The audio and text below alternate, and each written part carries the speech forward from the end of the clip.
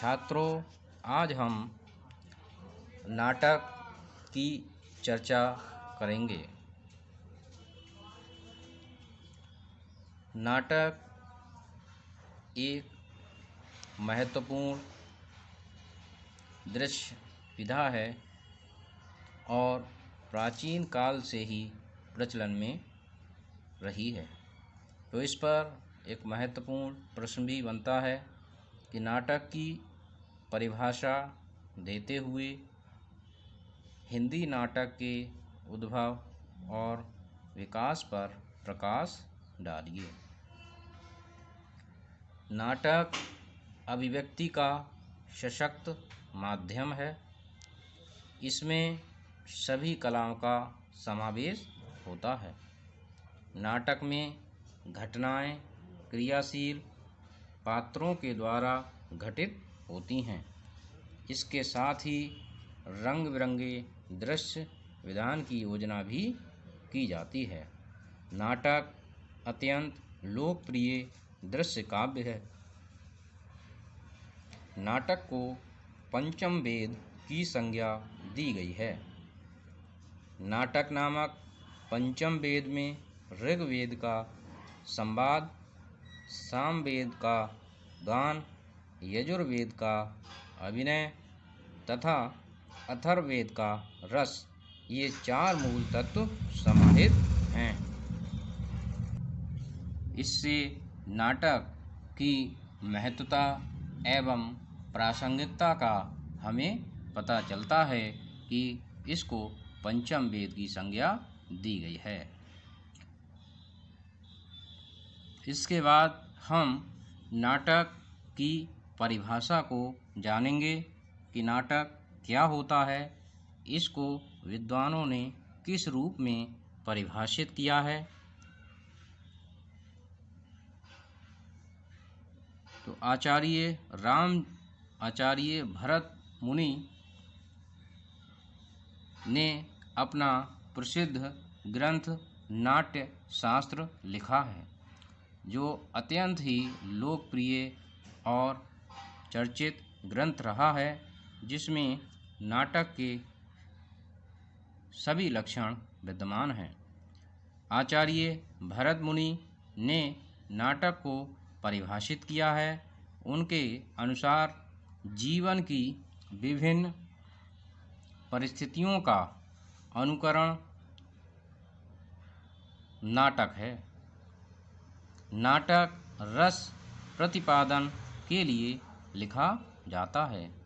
तो आचार्य भरत मुनि जीवन की परिस्थितियों का अनुकरण को नाटक बताते हैं और साथ ही यह भी बताते हैं कि नाटक में रस का प्रतिपादन होता है, अर्थात इसमें मनोरंजन की बात भी कही है। आचार्य भरत मुनि के बाद आचार्य धनंजय की परिभाषा को देखते हैं। उनके अनुसार अवस्था के अनुकरण को नाटक कहते हैं।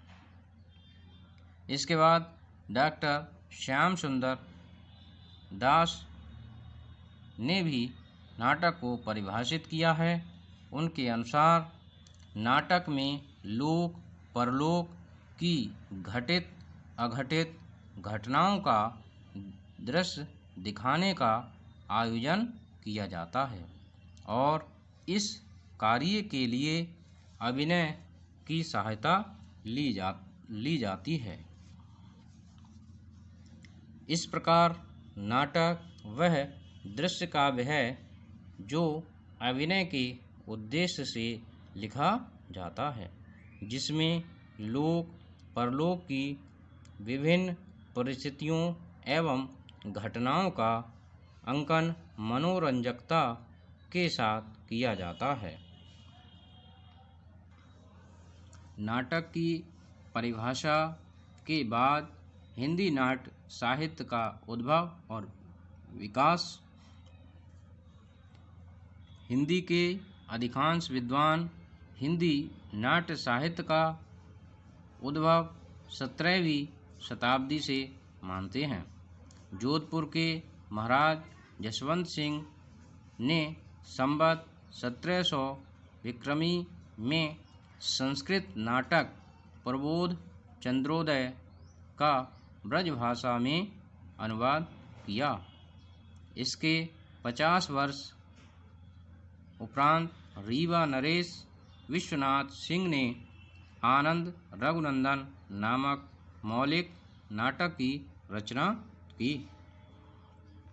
इस प्रकार हिंदी साहित्य में प्रबोध चंद्रोदय और आनंद रघुनंदन प्रथम मौलिक नाट्य कृतियाँ हैं। इन कृतियों द्वारा हिंदी नाट्य साहित्य का उद्भव हुआ है। इसके विकास को इस प्रकार समझ सकते हैं। नंबर 1 भारतेंदु पूर्व नाट्य साहित्य। नंबर 2 भारतेंदु युग। नंबर 3 संक्रांति काल। नंबर 4 प्रसाद युग। नंबर 5 प्रसादोत्तर काल। तो सबसे पहले अब हम चर्चा करेंगे भारतेंदु पूर्व नाट्य साहित्य की। इस काल में हृदयराम का हनुमान नाटक, राजा लक्ष्मण सिंह का शकुंतला, जसवंत सिंह का प्रबोध चंद्रोदय एवं रीवा नरेश विश्वनाथ सिंह का आनंद रघुनंदन, गिरधरदास का नहुस आदि नाट्य रचनाएं चर्चित हैं। इनके अतिरिक्त महाराजा काशीराम का प्रभावती, प्रणयचंद का रामायण महानाटक, हरिदास का सीता स्वयंवर भी इसी समय की नाट्य रचनाएं हैं।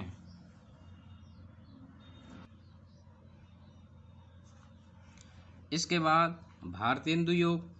भारतेंदु युग ही सही मायने में हिंदी नाट्य साहित्य का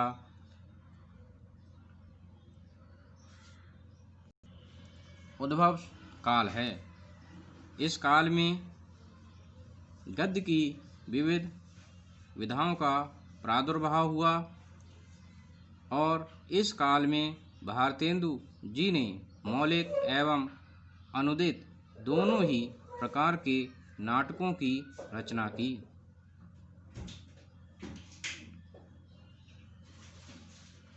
आपने रत्नावली, कर्पूर मंजरी, मुद्रा राक्षस, पाखंड, विवंडन, धनंजय विजय आदि अनुदित नाटक लिखे। इसके साथ ही आपने चंद्रावली, भारत जननी, भारत दुर्दशा, नील देवी, सती प्रताप, वैदिकी हिंसा न भवति, विशस विषमौषधम तथा प्रेम जोगनी आदि आपने मौलिक नाटक लिखे। आपके नाट्य साहित्य के योगदान के कारण ही इस युग के लिए भारतेंदु युग नाम दिया गया। आपके साथ साथ इस काल में लाला श्रीनिवास दास, बद्री नारायण चौधरी, प्रेमघन, राधा कृष्ण दास, राधा चरण गोस्वामी, पंडित बालकृष्ण भट्ट, प्रताप नारायण मिश्र आदि साहित्यकारों ने भी नाट्य साहित्य में श्री वृद्धि की। नंबर 3 संक्रांति काल। हिंदी साहित्य के विद्वानों ने भारतेंदु काल एवं प्रसाद काल के मध्य के समय को हिंदी नाट्य साहित्य के विकास का संक्रांति काल कहा है। इस युग में रूप नारायण पांडे, लाला सीताराम, सत्यनारायण कविरत्न आदि ने सराहनीय अनुदित कार्य किया। इस काल में मौलिक नाटकों की भी रचना हुई। जगन्नाथ प्रसाद चतुर्वेदी ने तुलसीदास, बद्री भट्ट ने दुर्गावती,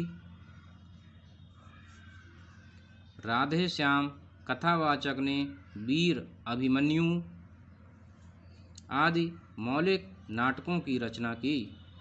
इसके अतिरिक्त सुदर्शन, हरिकृष्ण जौहर, ज्वाला प्रसाद मिश्र, बाबू शिवनंदन सहाय, अयोध्या सिंह उपाध्याय, हरिऔध आदि ने भी इस विधा के लिए अपने नाटकों के माध्यम से समृद्ध किया।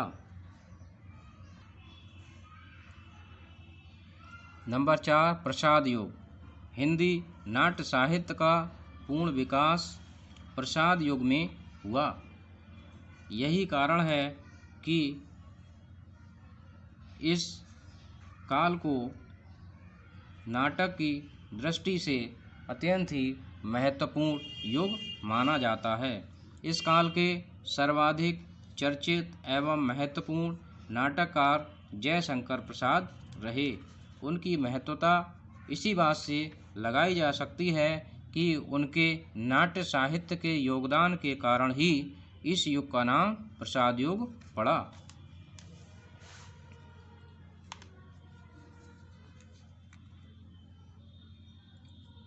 आपने सज्जन, प्रायश्चित, करुणालय, राजश्री, विशाख, अजातशत्रु, कामना, एक घूंट, स्कंदगुप्त, चंद्रगुप्त, ध्रुवस्वामिनी, जन्मेजय का नागयज्ञ तथा कल्याणी जैसे चर्चित नाट्य साहित्य लिखे। जयशंकर प्रसाद के साथ साथ ही हरिकृष्ण प्रेमी, लक्ष्मी नारायण मिश्र, सेठ गोविंद दास, गोविंद बल्लभ पंत, उपेंद्र नाथ अस्क, वृंदावन लाल वर्मा, विष्णु प्रभाकर, आचार्य चतुर्सेन शास्त्री आदि इस काल के चर्चित नाटककार रहे हैं। प्रसादोत्तर काल। इस काल के लिए वर्तमान काल भी कहा जाता है। इस काल में नाटककारों ने अतीत से ध्यान को हटाकर वर्तमान समय की समस्याओं से संबंधित नाट्य रचना की। उन्होंने अपने नाटकों में मजदूर, कृषक, अध्यापक, क्लर्क, वकील, नेता, डॉक्टर आदि लोगों को नाटक साहित्य में स्थान प्रदान किया। इस काल में सेठ गोविंद दास, उदय शंकर भट्ट, उपेंद्र नाथ अस्क, मोहन राकेश, लक्ष्मी नारायण मिश्र, जगदीश चंद्र माथुर, रांगे राघव, डॉक्टर रामकुमार वर्मा, विष्णु प्रभाकर, मोहनलाल वियोगी, यशपाल, चिरंजीव आदि प्रमुख नाटककार हैं। तो मैं समझता हूँ छात्रों, आज यह विषय आप लोग भली भांति समझ चुके होंगे। तो आज के लिए धन्यवाद।